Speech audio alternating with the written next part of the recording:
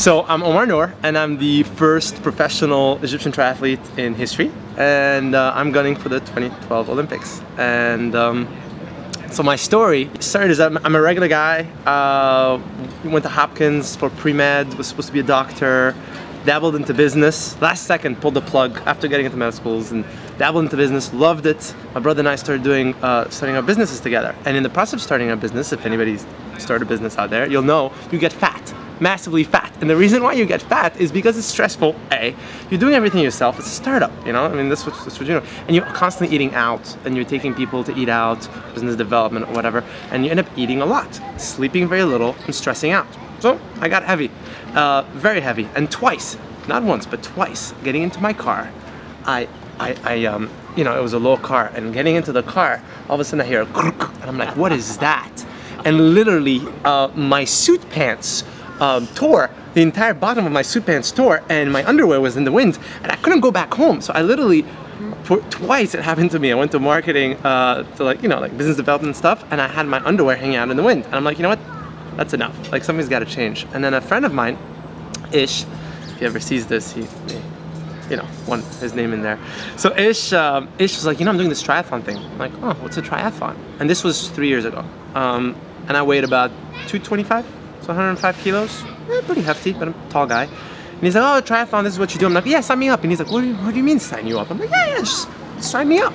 And he's like, do you own a bike? I'm like, no. And he's like, when is the last time you biked? I'm like, BMX 13. He's like, and I'm like, just sign me up. So he signed me up, and I basically went and started training for 4 months, did my training, whatever, and lost a ton of weight. Went from 225 to 185, and I was like, wow, that's amazing.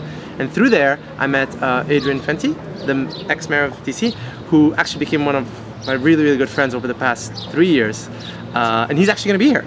He's here racing tomorrow. Yeah, well, Saturday. So that's pretty cool. Although he's whistling out and he's doing the sprint. So he started training with him and his crew, and then we became this big group of people, type A personalities, mostly business owners, whatever, training together. Started taking it more and more seriously. My brother was like, look, guy, you're never here. We need a CEO who's actually in the office, not just like out and training. And I called it business development. You are working out with the mayor of DC. Who knows, you know? And after 6 months, I was like, okay, enough business development. What are we, you know, what are you gonna do? Either you come back to the company or you take this seriously. And I'm like, okay, what do you want me to do? He's like, I got the company. Why don't you go out there, but turn this into a business and take it to the top? I want you to go to the Olympic Games.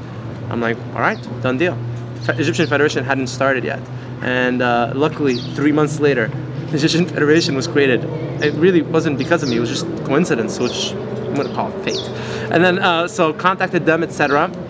Started training, and then hired my coach, Tim Crawley, who's amazing. And basically went down to Claremont last winter. Last year was my first year as a pro, to learn how to be a pro, you know? And it's not all about pushing hard and training lots of volume. It's about the rest period in between, the recovery, all of that stuff, etc. So anyways, now comes this time, I guess, Abu Dhabi. Why am I here? I've been racing ITU last year, Continental Cups, etc. And I'm trying to, you know, get up. It's a very different type of racing. It's a very fast swim and very fast running, and the bike is okay, you know. And I'm a, believe it or not, although I hadn't cycled until, you know, 3 years ago. Cycling is my forte, so you don't really get to showcase that in a draft legal race. So when we're talking to Doug, and Doug was like, hey, did you know that Abu Dhabi has a triathlon? I'm like, absolutely, actually I do, because one of my sponsors is the UAE, Embassy of the UAE in DC. Yeah, here they are. Here they are.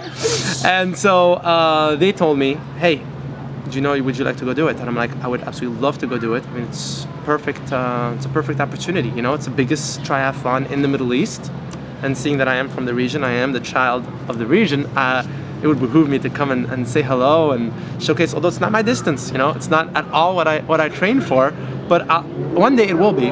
And you know, the long course guys, I'm gonna be one of them soon enough. You know, there aren't that many Egyptian triathletes.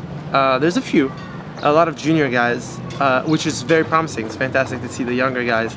I'm not exactly shy, and so I love to talk. I love to talk a lot, and one of my earlier sponsors, one of the first people, was Dartfish. Dartfish sponsored me, and they said, look, you need to be on Facebook if we're gonna sponsor you. And I'm like, Facebook?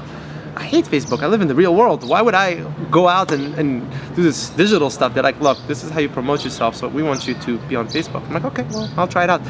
And obviously, I got totally hooked. It's like a black hole, right? You just get into that, and next thing you know, it's like, and all of a sudden, and I really enjoy it. All of a sudden, you get all these younger kids from Egypt fanning me on my fan page and whatnot, and asking me questions, and it's really, really fun. I guess Egyptians are big into Facebook. Maybe that's what I need. A Facebook sponsorship. Yes, we need to talk to Mark.